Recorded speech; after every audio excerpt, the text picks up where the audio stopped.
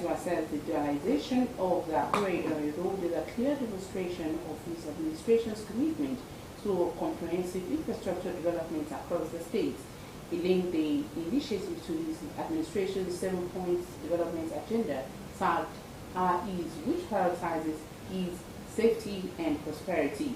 The government described the road as a critical economic artery that has long suffered from congestion, delays, and safety concerns due to its updated single carriageway. Governor Aidatiwa described the project as a defining moment for the state's accelerated progress and prosperity, emphasizing its potential to boost tourism to the iconic Idori Hills, stimulate trade, create jobs, and enhance ease movements. Government House correspondent Wahab Bankole now reports. For residents of Akure and Idori, the flag-off of the Akure-Idori Road Dualization Project marks the fulfillment of a long-awaited dream.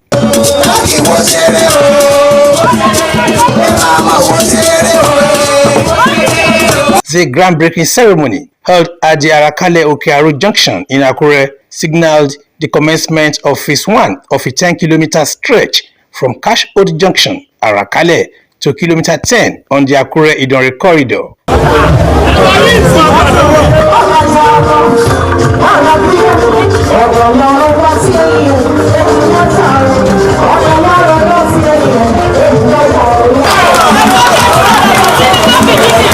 The project is designed with modern traffic systems, solar-powered streetlights, and a 28-meter wide carriageway capable of handling heavy vehicular traffic through its robust pavement structure. Special Advisor to the Governor on Infrastructure, Lands and Housing, Olawoye Ayorinde Abiola, assured that the construction will adhere strictly to quality standards and be completed within the scheduled timeline.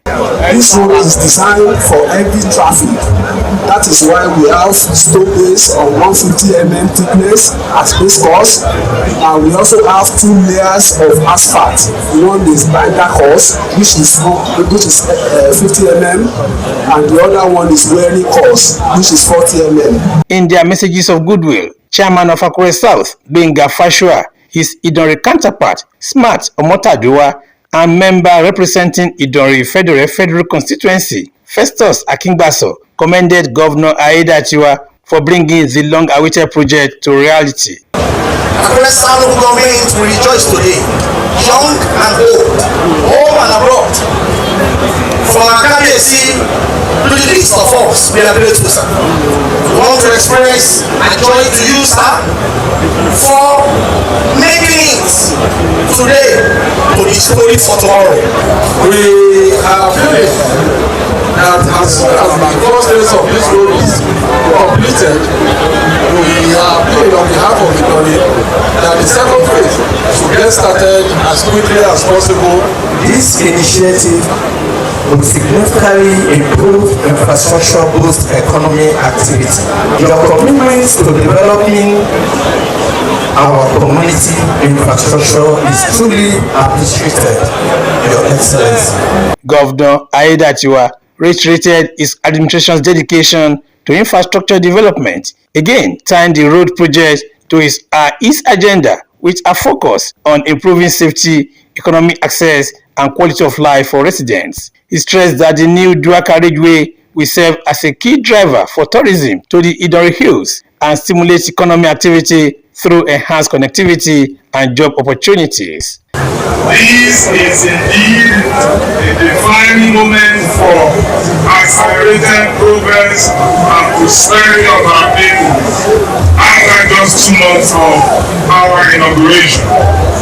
The milestone projects that embodies our administration's commitment to infrastructural development, economic growth, and improving the quality of life for our people.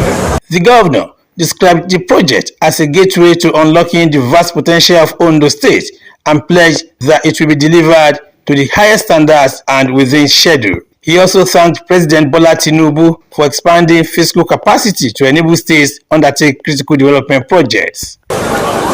This dualization project therefore stands as a powerful testimony to the steadfast resolve of our administration to build an Ondo state where opportunities are not just promised but are readily accessible, and where every citizen is empowered to realize their full potential and thrive in an environment of progress and shared prosperity.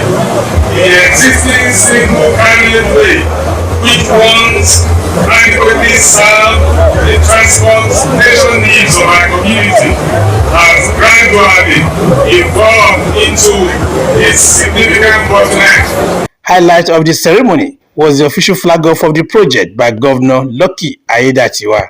In the name of the Father, of the Son, and of the Holy Spirit. Thank you. Thank you very much. Observers say the road project is not just about infrastructure, it's about unlocking economic opportunities and ensuring prosperity for the people of Ondo State. Wahab Bankole, Osrc News. Also, Ondo State Governor Dr. Aiyedatiwa has expressed confidence in the operational capacity of the Nigerian Armed Forces to address the various security challenges confronting the state and the nation.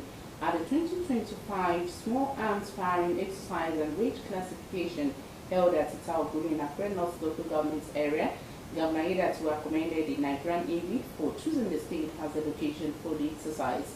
He noted that the event is not only a demonstration of the Navy's commitment to professionalism and excellence, but also a vital platform for officers to sharpen their skills, improve precision, and boost operational effectiveness in tackling insecurity.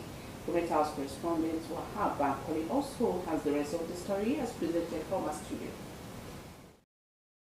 The 2025 Small Arms Firing Exercise and Range Classification, organized by the Nigerian Navy, took place at Itaobulu in Akure North Local Government Area of Ondo State, drawing top government officials led by Governor Lucky Aiyedatiwa, heads of security agencies and other stakeholders.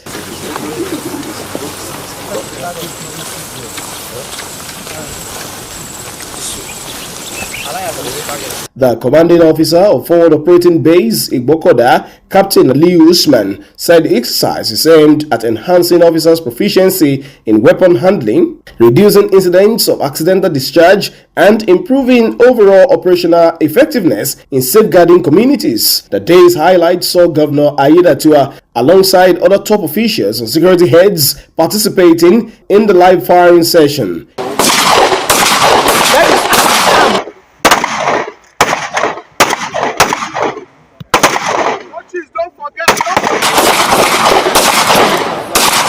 Governor Aiyedatiwa praised the Nigerian Navy, particularly the Forward Operating Base in Ogbokoda, for the remarkable efforts in securing the coastal areas and waterways of the state. He reaffirmed his belief in the capacity of the Nigerian Armed Forces to confront ongoing security threats, assuring continued government support through the provision of necessary logistics and assistance to enhance their operations. The governor also acknowledged the recent security concerns in the state and the country, reiterating his administration's commitment to equipping and encouraging security agencies to combat all forms of criminal activities. As the Chief Security Officer of the state, in collaboration with all the security chiefs, particularly the Naval Command, this is a program, like I said earlier during my opening remark, that is meant for training and a retraining for those who have been trained before, for further precision, accuracy, and for professionalism per se, so that they can sharpen their skill in hardening arms and precision. Because the kind of insecurity we are facing in the country, where the bandits are even holding a superior fire instrument, so our people have to be trained to be able to combat them. Describing his first-time experience handling a weapon, Governor Aiyedatiwa called it memorable and insightful. So our people have to be trained to be able to combat them. And having this experience today, joining the security agents to handle firearms, it's a wonderful experience. at least I was able to hit a target among the ranks I was given. So it's a wonderful experience for me. I believe this needs to be done regularly. We know that it's expensive doing this because of the firearms, that is the bullets. But it's something that needs to be done so that our people can be trained, not just the Navy officers, the police, the civil defense, and other security agencies that are carrying arms. Undoubtedly, the exercise is a significant step towards strengthening the proficiency of the Nigerian Navy officers in tackling the rising security challenges across Ondo State and the nation. Members of the Ondo State Television OSTV Cooperative Multipurpose Society have elected new executive officers to steer the affairs of the organization for the next term. At the elective biannual general meeting, Mr. Oluwole Olumofi emerged as president unopposed. Our correspondent Abidoni accurately has details. 2024-2025 biannual general meeting of the Ondo State Television Cooperative Multipurpose Society, held at the corporation's premises, brought members together to evaluate past achievements, review financial progress, and chart a new course for the future. A major highlight of the gathering was the dissolution of the outgoing executive, marking the end of its 2-year tenure. I therefore move the motion of dissolution of the old executives. A new 7-member executive committee was elected through a democratic process. Leading the new team is Mr. Oluwole Olumofi as president. Others include Oyinkosola Ellen as secretary and Oni Yajibola as treasurer. The team pledged to advance the interests of members and promote sustained growth within the society. I pray I'll be loyal and honest and prudent. So help me God.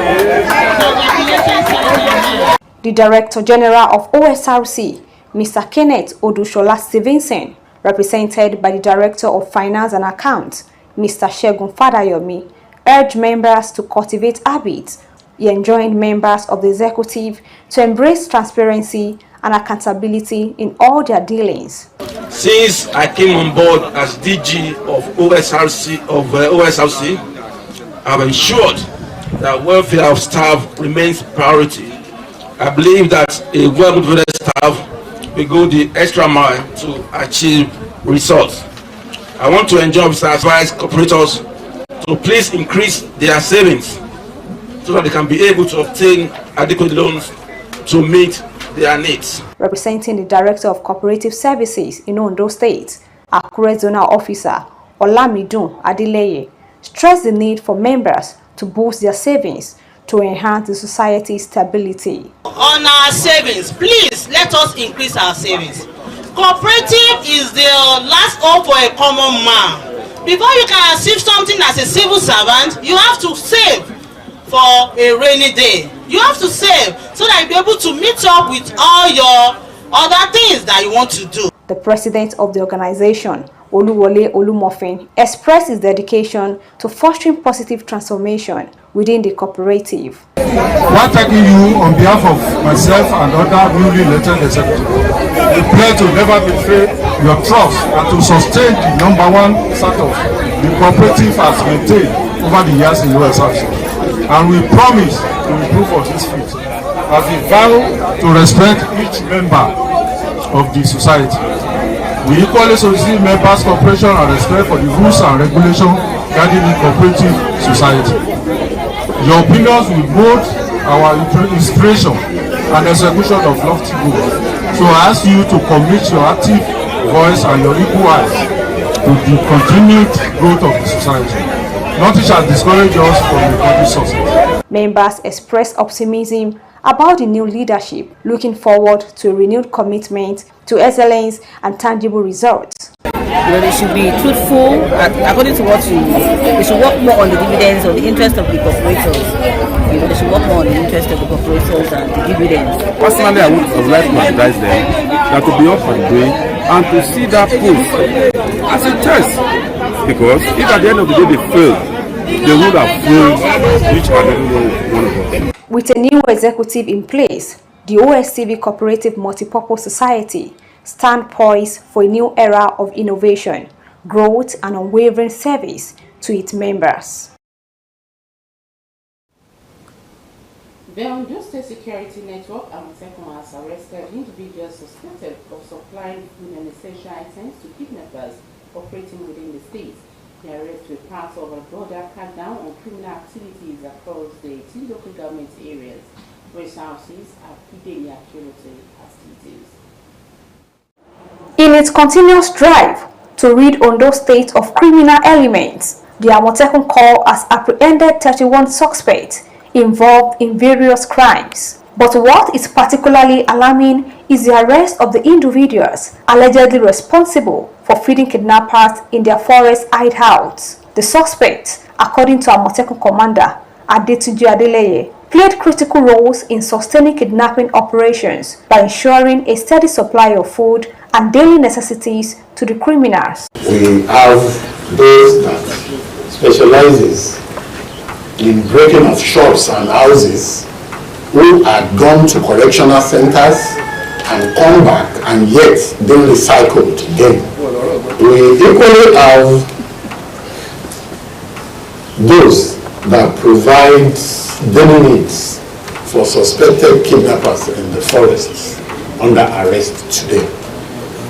The whole essence of this is to reassure the general public that Ondo State remains a very safe place for law-abiding citizens, despite the little breaches that we have all around. Commander Adeleye revealed that 13 of the 31 suspects paraded were directly linked to the kidnapping incident. The activities stretched across multiple local governments, with some of them aiding the criminals under the guise of petty trading and scavenging. He noted that the state government is considering a total ban on scavenging, citing the growing concern that many scavengers act as informants for criminals. We found out that majority of the scavengers are actual informants of kidnappers and armed robbers.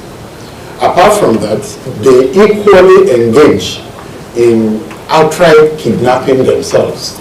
You will recall that a couple of months ago, they carried the whole human being and put into the truck they push.